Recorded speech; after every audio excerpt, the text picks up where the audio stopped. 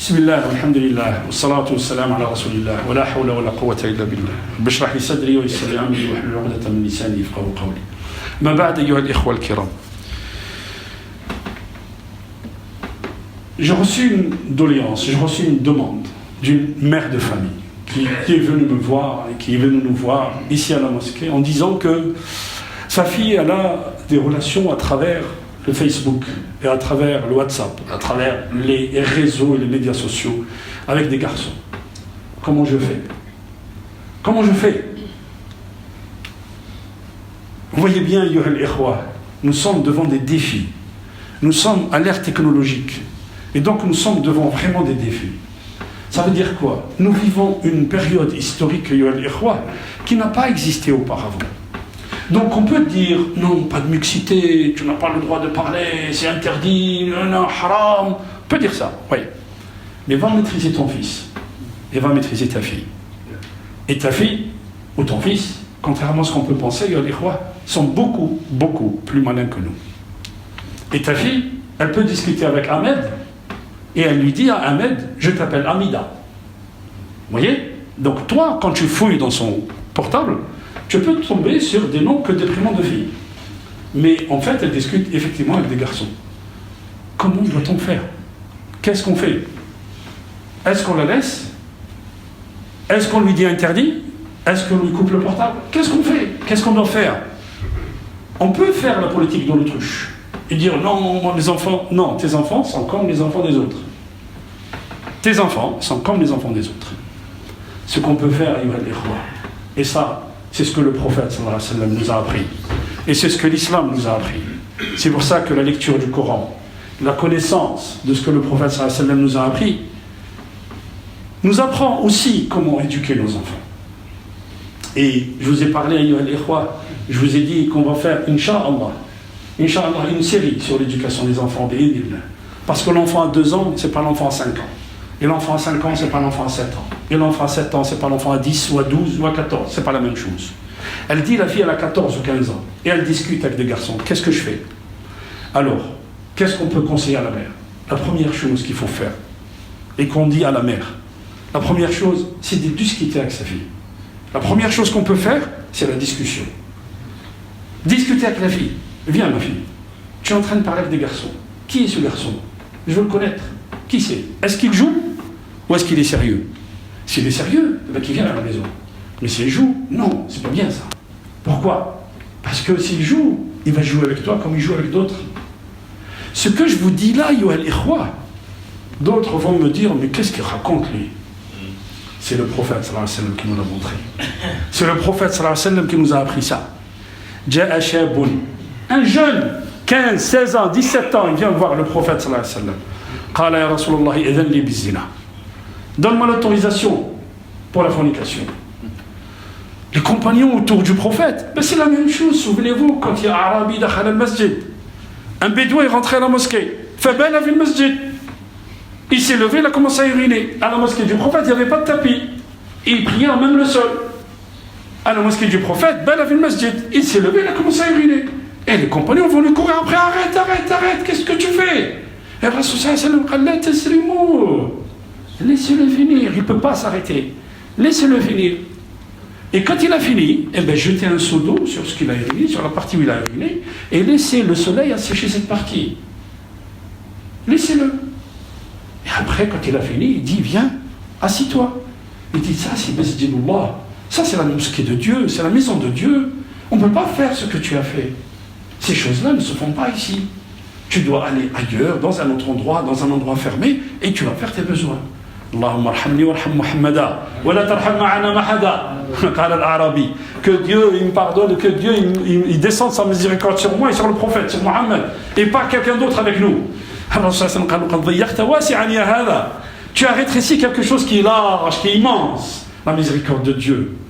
Le prophète il le prend, il lui explique. Le gars il vient, il demande l'autorisation pour forniquer.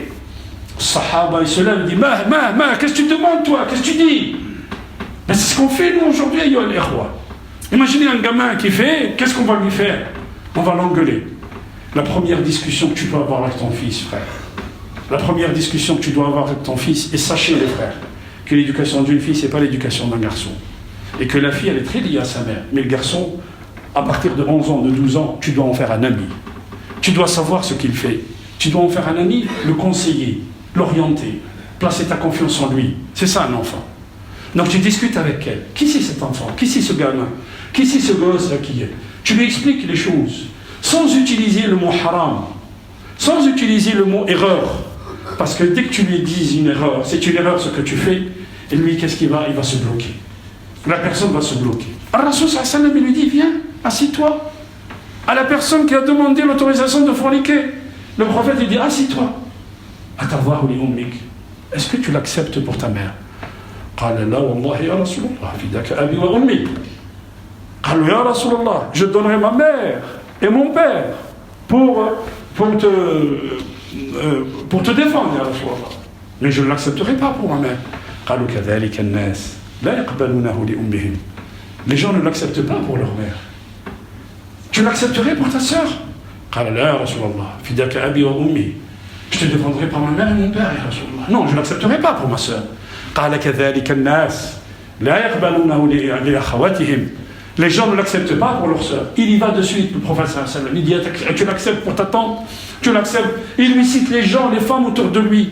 Il lui dit, ya Rasulallah, non, je ne l'accepte pour personne de ma famille. قال كذلك الناس. Les gens, c'est pareil. Regardez comment le Rasul sallallahu alayhi wa sallam m'explique. Et ça, c'est ce que fait le prophète. التدرج في الموعظة. Il lui donne une exhortation, mais par palier. Il lui explique par palier. À la fin du hadith, qu'est-ce qu'il dit le prophète sallallahu alayhi wa sallam? Ar-Rasul sallallahu alayhi wa sallam, il met sa main sur son cœur. Il dit il dit Allah purifie son cœur, pardonne ses péchés, préserve ses parties intimes, épargne-lui la tentation. Allahumma tahhir qalbah, waghfir dhanbah, wahfiz farjah, wab'idhu 'anil fitan.